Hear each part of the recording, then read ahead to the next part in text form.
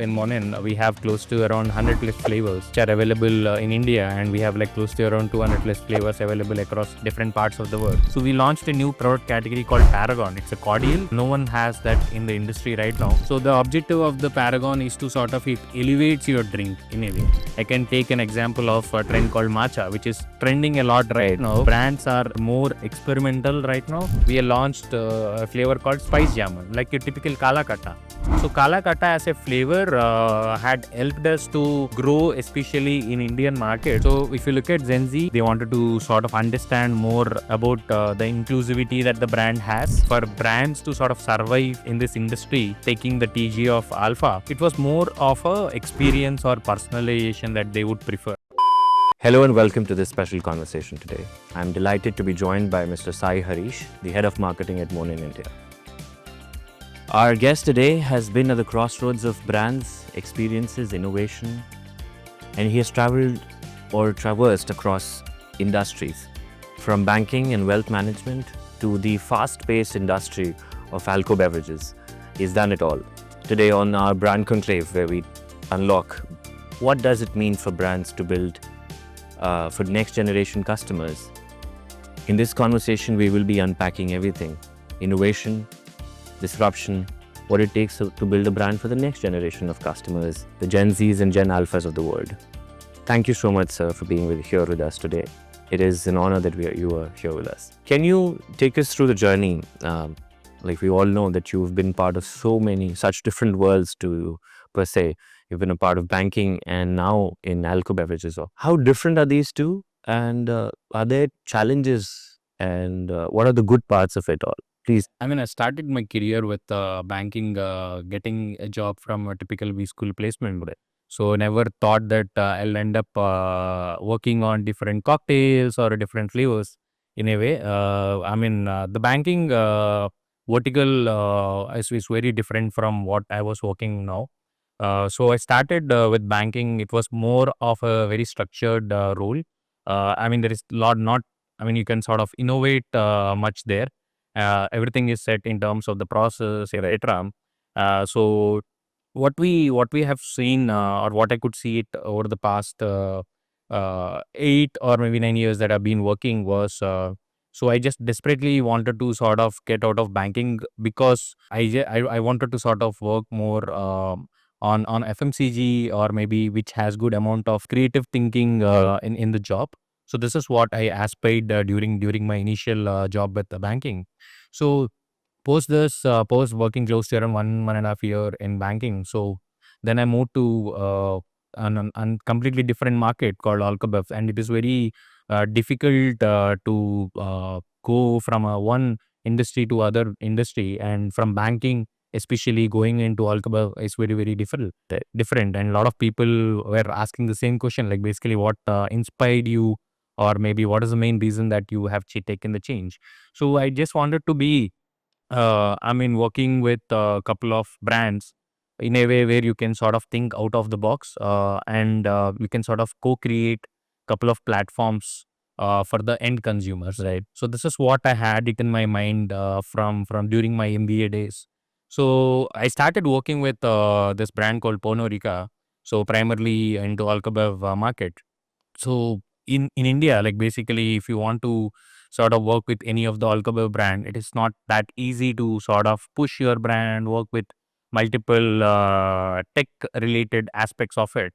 So when I started working with Porno, so the main or in general the alcohol industry, so the objective is to sort of unlearn like basically what I have done in banking, and to sort of learn what consumers would need during that point of time.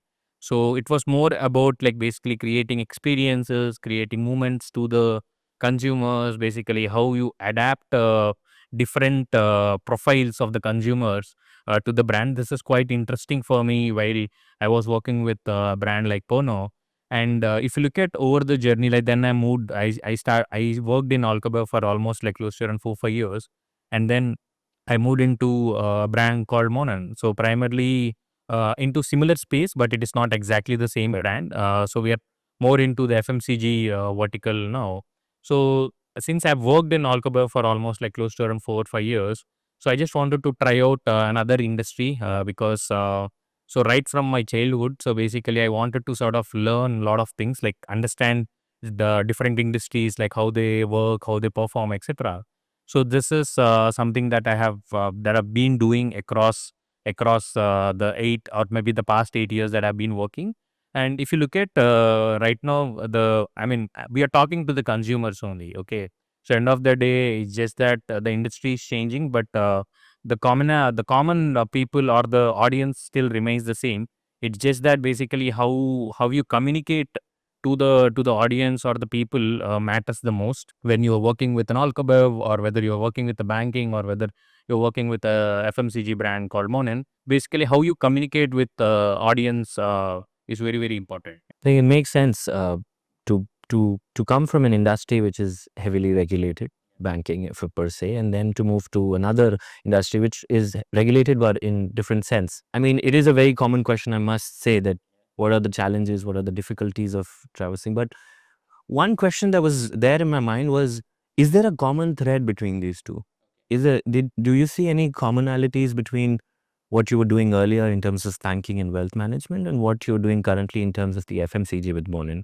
Is there a common thread apart from the fact that both of these focus on consumers? Yeah, I mean, there are a couple of other commonalities as well. So it is how you approach the brand. It is something that I could see it over the years. Like basically, a brand has some specific values or some specific principles that they wanted to sort of communicate to the people. So obviously, as I said, consumers is one of the common thing that I could able to sort of see it over the years. But the brand principles are values which are it relates to the industry in a way, but I feel that especially it matters basically most in a banking industry the most, but in alcohol it is completely different. Right. So I would say that consumers are still quite common across all the industries. And second approach was like basically how you integrate your brand into the consumer mindset. So this is quite common across the industries that we have. So you have basically the right tools or the right methodology that you wanted to sort of follow. Just that the industry might be different, but the right principles that you wanted to sort of follow across the channels or across the industries might remain the same. But you have to just adapt based on the industry that you have been working, based on the company that you have been working for. Yeah, right. So, apart from the customer, I think what mindset that the customer has and the approach, Yeah. I guess, is the common factor. Please take us through the story of you. How did it come to you? Was it always that you want to do an MBA? How is the story before we get to know the person who's doing professionally so well? What was there behind all this? No, no, I never wanted to do an MBA initially. I have done my BE in electronics and communication engineering, and we are a group of bunch of friends. So we wanted to sort of go to US to pursue MBA, to pursue MS there actually. So since I was the only child for my parents, so they couldn't allow me to sort of travel to US during that point of time. And since I wanted to sort of pursue a higher education apart from BE, so I don't want to sort of go into the same technical part of thing, like doing some sort of an MTech or MS in India. So MBA is something which is quite exciting during that point of time, and people wanted to sort of get into it desperately. So then I thought that I'll definitely give it a try because this is something that had happened at the last moment, and still I was pursuing my career into MBA. But this is something that was never, which has been planned well in advance. This is something that I've just come up so that I can do an MBA. So I have grabbed the opportunity. I think, well said. I think serendipity is something that leads to beautiful things. Yeah. No one was ever trying to discover penicillin until they stumbled upon it, right? So I think things that are not unplanned sometimes turn into even beautiful stories. And what you're doing currently is amazing in terms of heading what Monin is doing. While I was going through what Monin has been doing in the past few years, I saw that how Monin globally and both in India now, there is experience centers that they have developed of for people or for select few to enjoy and understand the experience behind it. And I think a bigger part of that is to also make the consumers aware of what Monin does, right? Please take us through that. How did it come to existence? Okay, so if you look at the main objective of experiential studios that we have it in Monin is to create the platform to the customers whoever are consuming the products. Because let's say if you look at right now in Monin, we have close to around 100 plus flavors which are available in India, and we have like close to around 200 plus flavors available across different parts of the world. So it's very difficult for people to sort of take all the flavors to them and explain it to them in a way. So we encourage people to come down to our studio to co-create couple of applications, couple of recipes, etc. Maybe I'll just give you a standard example. So maybe you wanted to open a cafe, or maybe you're already been running some sort of a cafe. So you wanted to sort of revamp your menu.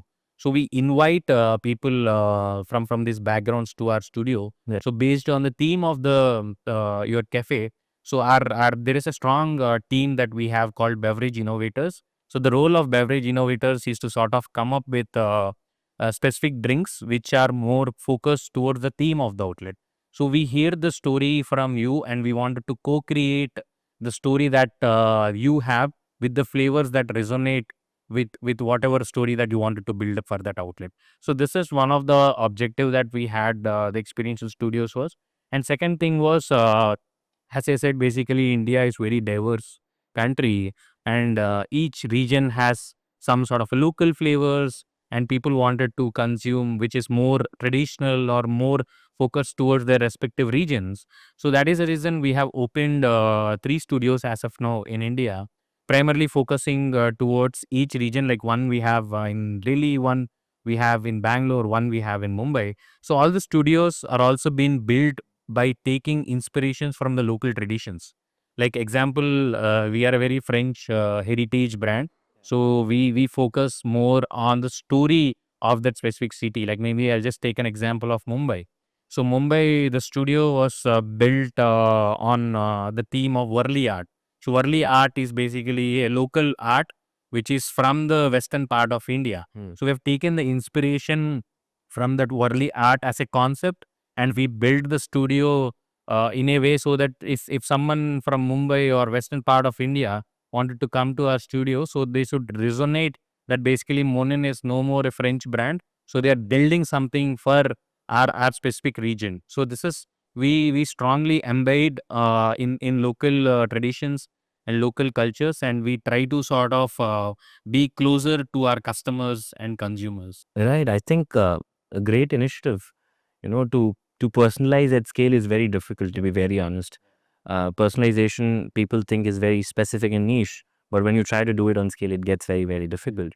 At the same time, I believe one of the hardest thing to do is to take the customer to the level of co-creation, right? To make them sort of a partner into new product development. But yet, if you're able to do so, you will be, that is, I think, the pinnacle of customer feedback and understanding. I think if someone, if a company and a brand like Monin is able to do so, this is, I think, the pinnacle of where marketing should be headed. But I want to understand from you, in the future that you see for India and the kind of brands that are being built and the customers that are now changing, there's a monumental shift that is happening, right? Where do you see the future of marketing headed in all this fast-paced mindset shift that is happening? So if you look at right now, what lot of brands are planning to sort of do over the next 4 or 5 years, or maybe whatever I could see was people, the end consumers are more educated when you compare it with brands maybe around that they could see it maybe around before 5 years, etc. So people know like basically what brand is trying to do. Lot of brands, especially in the FMCG space, so they wanted to create more moments or more experiences to the audience. So what I could see was basically brand in order to sort of be there in the industry. So brand have to be they have to be live with the moments or experiences, not with only ads. Right. Just by doing ads actually. one, basically, if you are trying to sort of create or be there during the experiences of the consumers, so obviously by seeing a 30-second ad or maybe a 1 minute ad, like people will remember the kind of experience that they would have got it from a brand or maybe any other product that may be using. So let's say if you are going to any cafe, etc., so you would have tried some sort of a matcha. So then you will come to you'll see like basically what is the brand that has been doing the matcha, which is quite trending right now. So people or brands are more experimental right now, and they wanted to sort of create that experience to the consumer. So they're trying to sort of create the experience to the consumers in a way. Second thing was over the next 4 5 years, like lot of marketeers or marketing people whoever are working in the industry will look at data a lot. So earlier we had the data from different SEO tools, etc. But right now, what I feel was data being one of the primary reason that lot of brands are innovating, and there are a lot of trends, lot of research led data that is being available right now. So focusing on various trends which will help the brand, especially people whoever are into marketing, so that they will try to understand what would be the coming trends over the next 4 5 years, or what would be the consumer preferences maybe in the next 4 or 5 years. So these sort of things you'll understand more maybe in the next 4 5 years. And third point, maybe I'll just reiterate the same point. So a lot of brands wanted to be very close to the consumers, either by co-creating different applications or else coming up with more regional flavors or regional products, etc. So that is the reason if you could see, majority of Indian brands right now are growing a lot in the past 2 to 3 years that you could see. I mean, Indians have that strong phenomena where they wanted to sort of use an imported brand earlier, but relatively it was the percentage of usage is coming down right now, where people wanted to try out which is sort of make in India, or maybe which are brands built for the Indian audience. Right. And I think rightfully said how moments are being held up in more importance, and especially in terms of co-creation, brands have been trying to do so. Yeah. Like you said, to be close to the consumer is the secret sauce. I think in the next these are the next steps of marketing. Something that I think Lego has been doing for a very long period of time, where you know how they work with their consumer, which are kids, Yeah. and they try and build up and come up with newer ideas. One thing that has stuck with me while I was reading a book about Indra Nooyi, where she said that the diversity of a person is preparing you to lead. The more diverse your background, the more resilient and better vision is what you have. What do you think about having a diversity in terms of your own armory?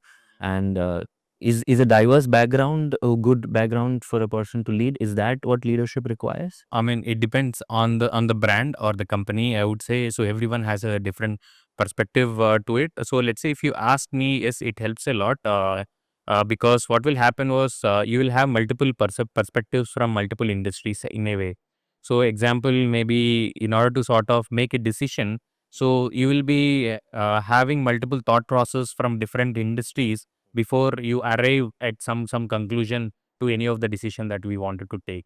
So over the past maybe around 8 9 years that I've been working, so what I could see was a lot of brands, especially, or a lot of people whoever are into marketing, so wanted to have the diverse experience into them. So rather than focusing on especially only one category or one industry, so people in a way wanted to sort of work on multiple industries so that they have good amount of exposure to specific industries. Because let's say company, the big corporates or maybe people whoever are launching a new startup, so they would prefer people, or maybe they would prefer people who have been working with multiple industries, having a diverse background, rather than working in only one industry. Because your thought process, your thinking of like how you wanted to sort of activate a brand will be limited to only that specific industry. You're being struck to only one industry in any case. Correct. Correct. I think multiple perspectives is something that that that's what diversity brings you, right? Yeah. On a very completely unrelated note, I would want to know what do you think about all these trends that pick up? Okay. And do you think this is what long-term brands will follow? Like how you see one trend gets all over the place, and then there are certain brands or certain companies that tend to ride that wave, but these are short-ridden, right? Do you think it is something that is sustainable in the future? Okay, so it entirely depends on the brand and the company. So let's say maybe if you look at from where I work for a brand called Monin, so we strongly anticipate different trends, but more from a long term point of view. Right. So we don't anticipate, or maybe we don't develop, or maybe we don't want to sort of curate something which is of a short term. So I mean, since I mentioned a lot of people are more focusing towards data right now. So we collaborate with multiple research firms right now, and we get good amount of data on what type of flavors that are trending right now, what is that consumers are looking at. So based on certain research that we do, we come up with various curations in the market. But let's say maybe if something comes up apart from the ones that we have, so what we try to do is we try to sort of see like how whether it will be a long term trend or whether it is a short term one. Like say we access it based on different data sets that we follow internally.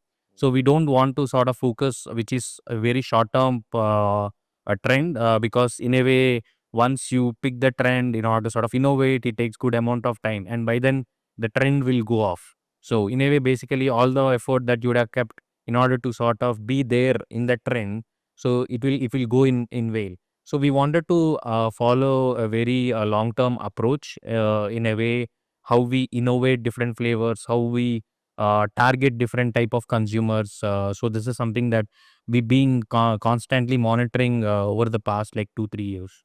But do you think is it predictive? It is predictive in a way because like right now, if you look at there are a lot of predictive analytics tools Right. Yeah. that are available in the market. So what we do is we don't 100% rely on those tools. So there is strong feedback that we receive it from the markets, not only in India, but from other parts of the world. So Monin has that advantage where you can access any part of world with the team that we have.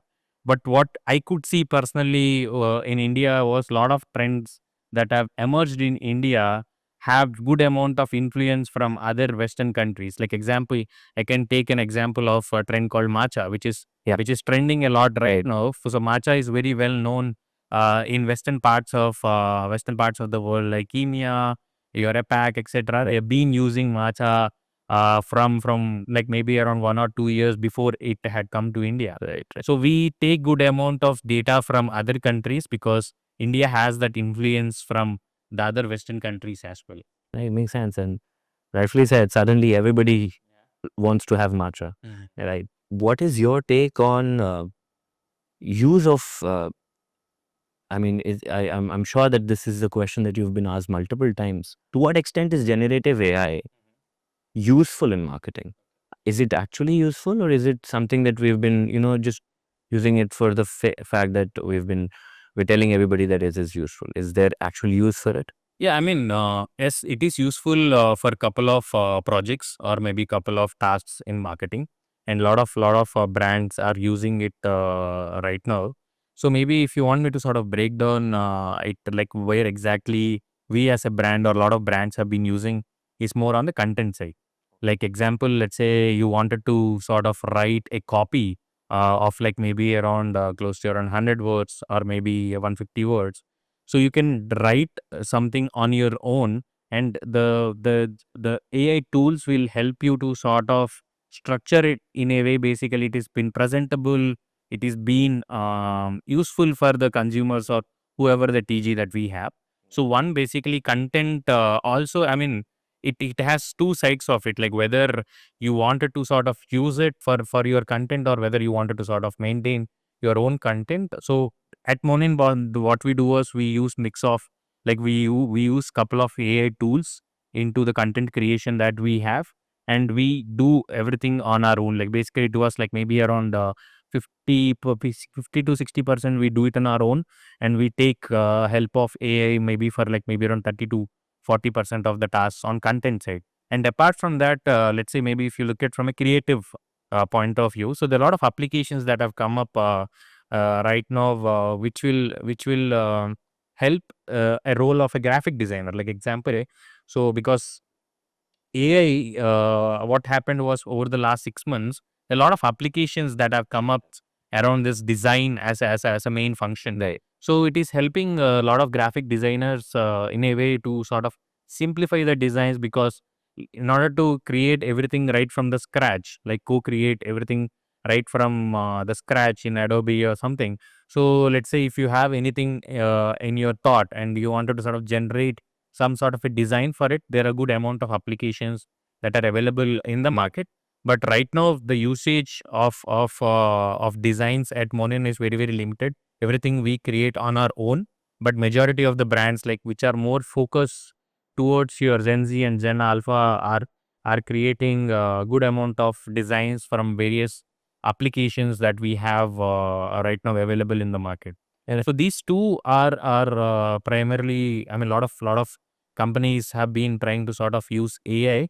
Apart from that, there is a good amount of tools that are available right now, more from a digital point of view, like makes accessing data very well. Like on one click, you will be able to sort of understand like how your campaign have performed over the last 1 day or over the last 3 hours or maybe last 8 hours.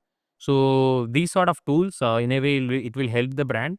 So whatever I could see it now was, so the AI, especially in marketing, so it will not sort of take out any roles as such, but it will help to develop the creatives or else the content in a way, is what I could see it maybe till now in the industry. Yeah.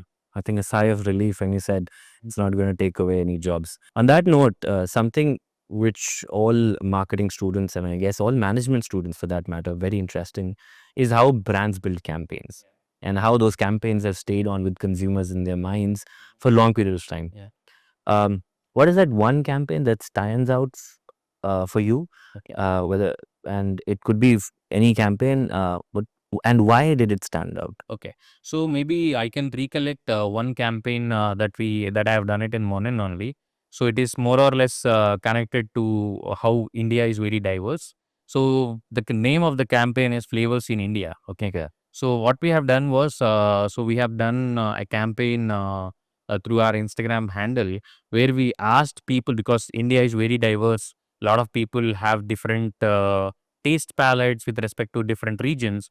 So we have asked people to sort of come up with their own curation, or maybe with their own drink with a twist of Monin in it. Like example, I'll just take an example. Maybe if you come to down south, like Chennai, a lot of people drink filter coffee or maybe a tea, right? So how can you sort of twist the coffee or a tea with some sort of a flavor, adding a flavoring to it? So this campaign, in a way, helped us a lot, because we could able to sort of understand basically what are the consumer preferences across different regions. Okay, so we have given the option to the consumers to create the beverage on their own, just that you have to just twist it with the Monin flavor. So we collaborated with good amount of influencers which are already been there in the industry. And since you know that UGC, the user generated content, is growing a lot right now, and through this campaign we could able to sort of generate good amount of UGC content through all the people whoever have participated through this campaign. So this is one of the campaign which I think which is more connected to the consumers, because we have given the option to sort of pick their own drink just to sort of taste it with Monin. So this is something that we have done very well. And maybe one more campaign I've done it in Pono, like during our alco-bev time was one. Basically, it is very difficult to promote any brand in alco-bev, because in India, basically, you can't Right. advertise or you can't promote a brand directly. So there are a lot of brand extensions to it. Like we call it as like I mean, Valentine's as a brand has been associated with music. So there are a lot of other brands who have some certain brand extensions to it. So how cleverly you play with the brand extensions is very very important. So we had one issue with, I mean, it's not an issue, like basically we had a strong competitor brand, which is a legacy brand called Royal Stag. It is very well known in the industry. So since there are close to around 3 or 4 market share points that we are losing, so we have done a 360-degree activation connecting both end consumer at off-trade outlet through basically doing lot of POS, like your POSM material, etc. And we have done an entire campaign around this ICC World Cup in 2019 because Royal Stag was the primary sponsor for that for that event. So the entire campaign basically have helped the brand to sort of grow maybe around 5 or 6 share points after the campaign. Yeah. Thank you for almost taking us into this next segment, which I really wanted to discuss. Alco-bev in India especially is highly regulated. Yeah. And to advertise a market that becomes extremely difficult, right?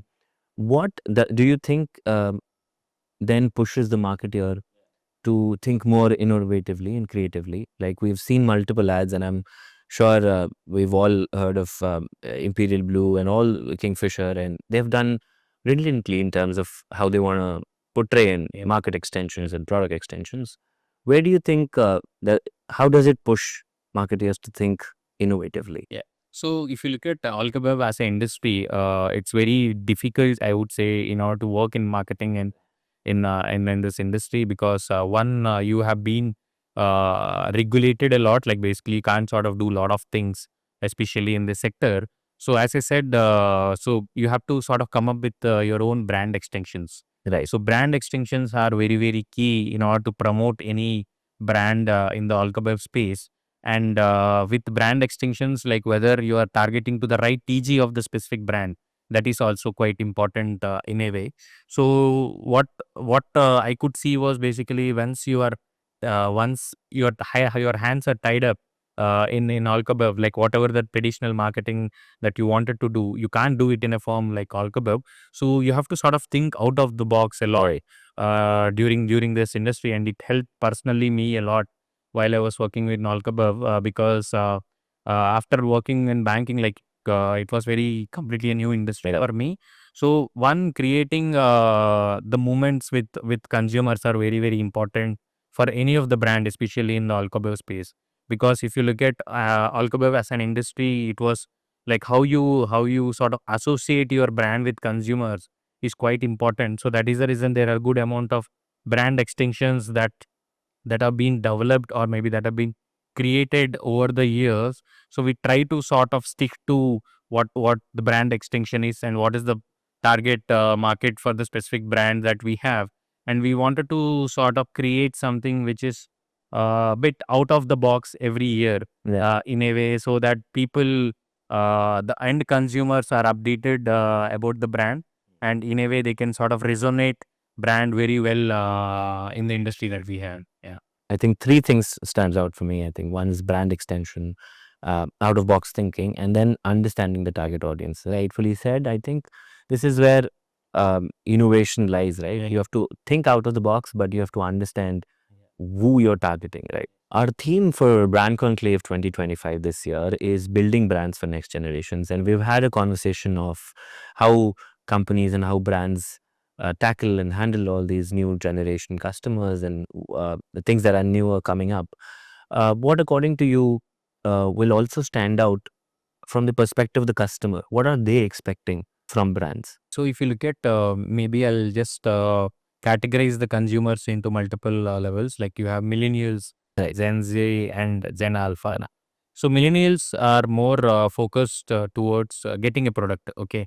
So when I mention getting a product, like a lot of millennials, maybe they would have seen the brand somewhere, or maybe it's a nostalgia to them to sort of perceive the brand. So this is something that they would have heard about the brand during their childhood, etc. So they would have tried the brand in a way.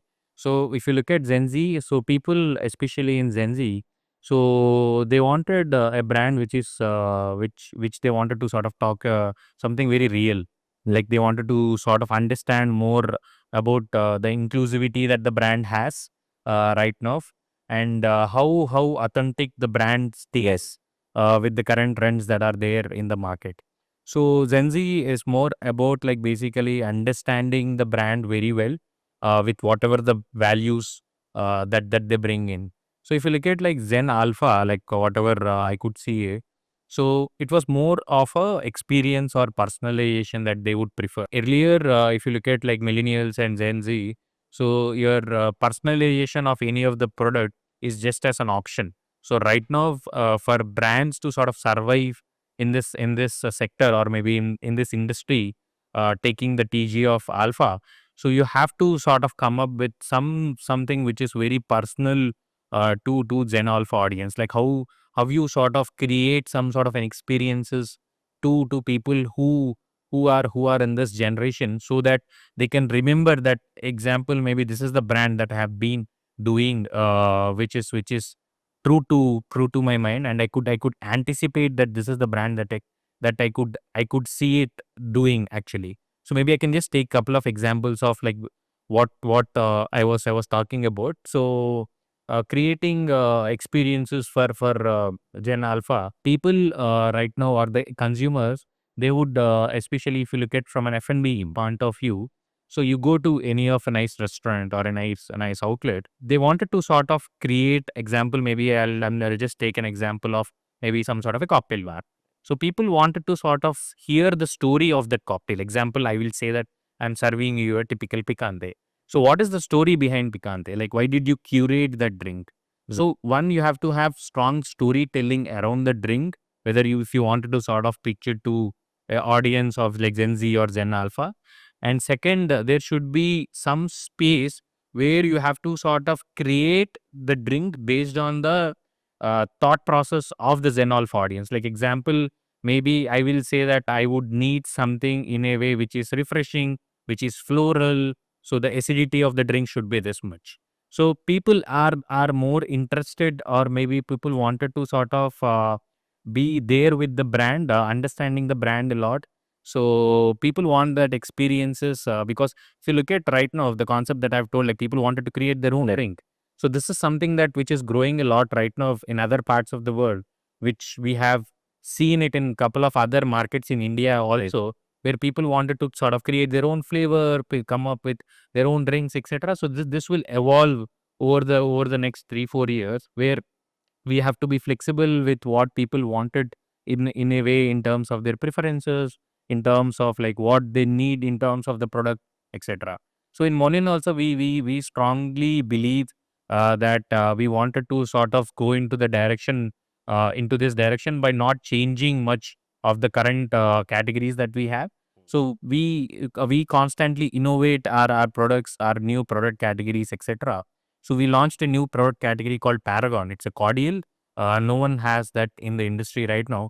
So the objective of the Paragon is to sort of it elevates your drink in a way. You said that how customers now want to be closer to the brand as well, how brands want to be closer. I think it's two people walking towards each other, taking steps.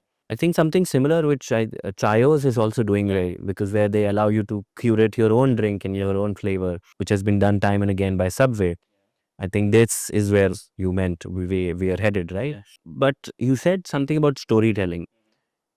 Is storytelling still the same, or is storytelling completely changed for Gen Zs, or the fundamentals, or do you think the fundamentals still remain the same? The fundamental still remains the same over the past few years, but how you anticipate the story well with the audience is quite important right now. If a Gen Z or a Gen Alpha people are coming into an outlet and they wanted to sort of have something which is very unique to that specific outlet, so then there should be some strong storytelling about the specific drink or the outlet. Because let's say if you look at right now, a lot of FLE places are going into this direction wherein they wanted to curate some specific menu only focused on the theme of the outlet. Example, I wanted to sort of open a cafe. So I wanted to sell only matcha based drinks because that is the trend that is been evolving right now. And I wanted to target to the right audience, which are Gen Z and Gen Alpha right now. And if you say that basically I am a cafe only focused towards matcha, and I wanted to curate maybe around 10 or 12 drinks around matcha. So there will be good, strong brand pull on that outlet, because people are willing to consume those sort of flavors right now. And if you are planning to sort of curate like maybe around 11 or 12 drinks around it, obviously people will try to sort of hear from you like what is the story behind it. So it is how you wanted to sort of position your brand in a way by having good amount of strong storytelling skills directly or indirectly to the consumers. When something I believe this is it comes out of my own curiosity of how you cater to the customers while going with a new product to the customers. What sort of questions do you ask? Is it questions like, is it internally critical questions like why should they go for it, or is it questions based on research? What are those main key questions that you ask when you're approaching for a product launch? Okay. Since I mentioned that we have a very strong product innovation group in Monin, because since we are into this world of flavors, innovation is very, very key for us. So whenever we launch any product category or any flavor or anything into the market, so there is good amount of research that we do well in advance before we develop, and we see that basically there is a strong demand for that specific product. Maybe I'll just give you like couple of examples. So, so Monin entered India like maybe around 20 years back through an importer. So Monin wanted to sort of set up their own entity in 2019, because we feel that basically Monin is part of the Indian culture. So we set up the company in 2019. So what we have seen over the past 3-4 years was, so we don't have any sort of Indianized flavors that are being available with us. Right. So majority of the flavors are being there with our global portfolio, which we have got it to India. And we felt that basically a lot of people, especially Indians, wanted to sort of curate, or people wanted to have something which is sort of a nostalgia to a lot of people, like where they would have seen some flavor right from the childhood or something. So I can give you one example wherein we have launched a flavor called spice jamun, like a typical kala katta. So kala katta as a flavor had helped us to grow, especially in Indian market, because right now, if I asked you, kala katta is a flavor that you would have consumed during your childhood, 100%. etc. So these sort of flavors in a way will help the brand to reach the regional audience. This is the objective that we had set up in Monin also. So ideating more on the trends and how you replicate the trends into your new product development, and then executing it into the market is very key. So one, we follow good amount of trends that we see, and second, we try to sort of understand the market feedback. This is quite important for a brand like us, because example, based on the trends that maybe you would have launched some product, but hardly people don't want the product right now, but it might be relevant for them maybe after 2 years, but they don't want to try out that product right now. So market, understanding the feedback from market is very key. So we try to sort of involve key people from the F&B industry while we launch any of the product. We understand their feedback. We take the feedback like whether it's a good product to launch it in the market, and then based on the collective decision that we have from trends, different market insights that we have, so we will come up with a new product. Right. At the moment you mentioned Kala Katta, took me back to the time where we were playing on the cricket ground, and to come back and to find that same stall where we can get that.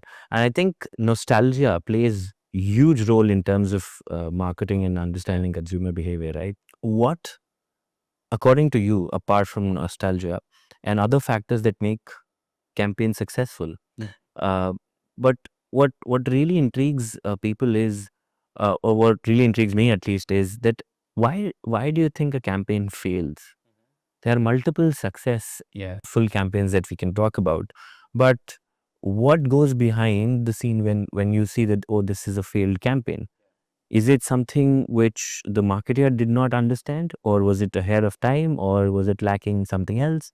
What do you think? How do you look at a failed? So I might look at it from a multiple perspectives. So one, obviously, the campaign would have failed, or maybe it couldn't translate into good results. Because we couldn't able to sort of understand who's the right TG for that specific campaign. Like example, so you're focusing to create something which is sort of a product for Gen Z, and you're advertising everything for your millennials. So the consumer base itself is very different. So one, your targeting, your positioning should be bang on whenever you wanted to sort of do any campaign around it. And second, maybe let's say maybe if you wanted to sort of do something especially only for the target group also, so you're launching something which is ahead of time. Like Right. maybe people wouldn't have seen what you wanted to do, or people wouldn't have heard about it. So there might be mismatch of thoughts, like what you wanted to communicate or what people perceive the brand in a way. So that is also one of the things that I could see over the past few years, where a lot of brands they try to communicate something which is very different, but people will not be able to sort of understand like what brands have been communicating through that campaign.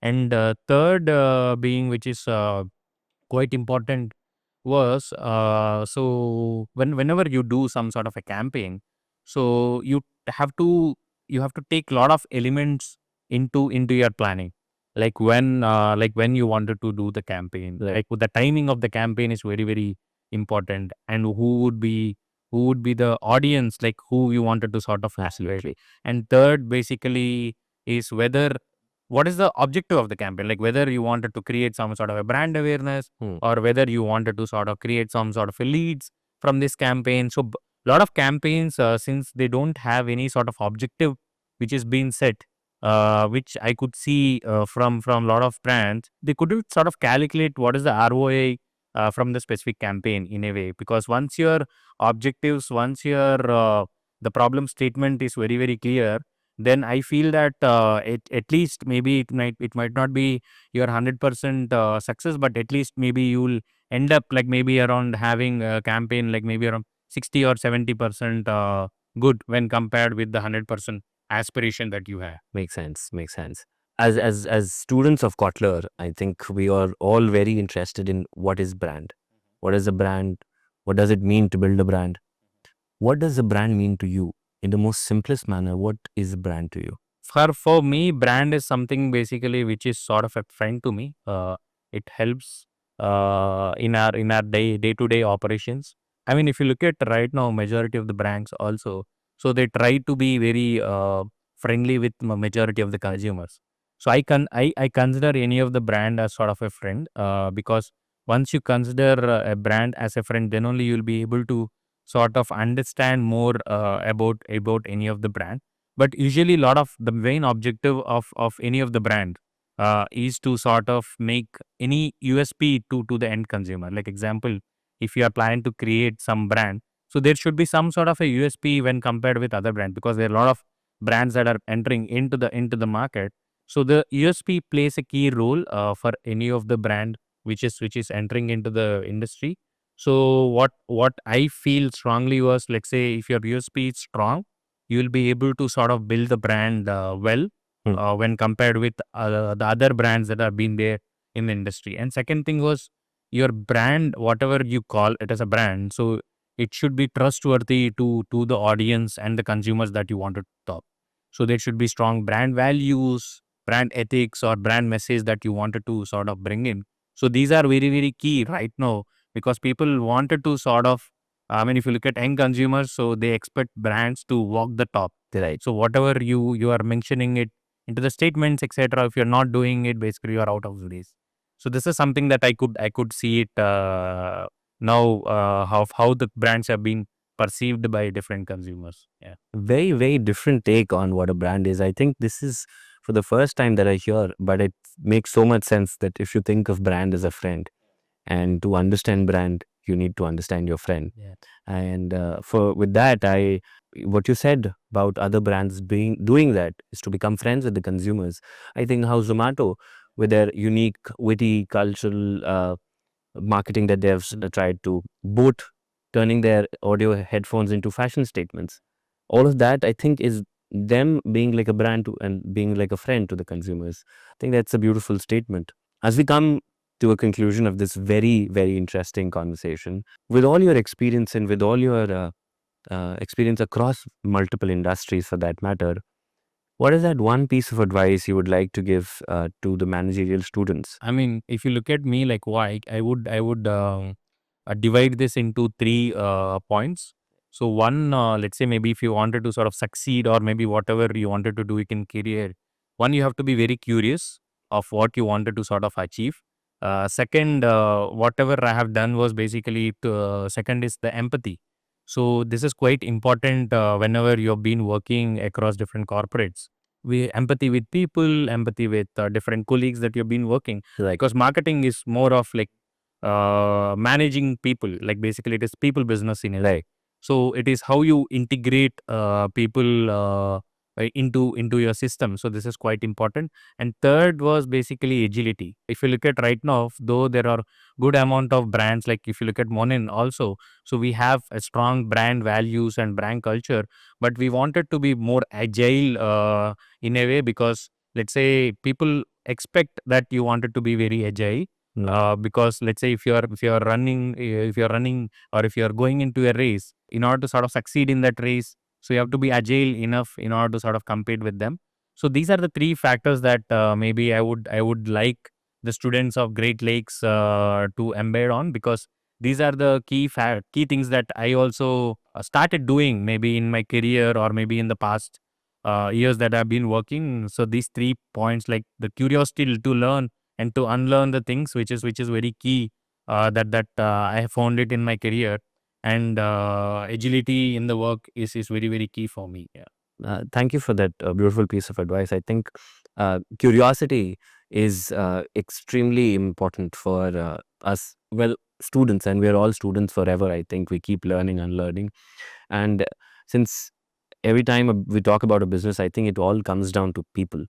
And rightfully said, agility again. So I think all these three pieces of advice, I'm sure every one of our listener today is going to be, is hopefully they'll embody in their hope to become successful in their career. We now segue into the segment of our rapid fire round. So one word that describes Monin to you as a brand. So life is a creative journey. If Gen Z were a flavor of drink by Monin, what would they be? So they would be a product like matcha. What is more important, loyalty or awareness? I would combine both, like both loyalty and awareness is very important for any of the brand, especially in FMCG. One campaign that you saw and you said, I wish I had done that. Maybe in alco-bev, so I wanted to do something which is more focused towards the traditional marketing, but because since of various restrictions, I couldn't do it. What do you prefer, morning meeting or a late night brainstorming session? Late night brainstorming, because I come from similar industries where I used to sort of party a lot. One lesson you picked from your MBA that you still remember? Marketing is creating profitable customer relations. Still, I follow the same camp. One marketing channel you feel that will explode in the future? D2C will explode a lot, maybe in the next 4 to 5 years. Yeah. Which is more difficult to crack, virality or loyalty?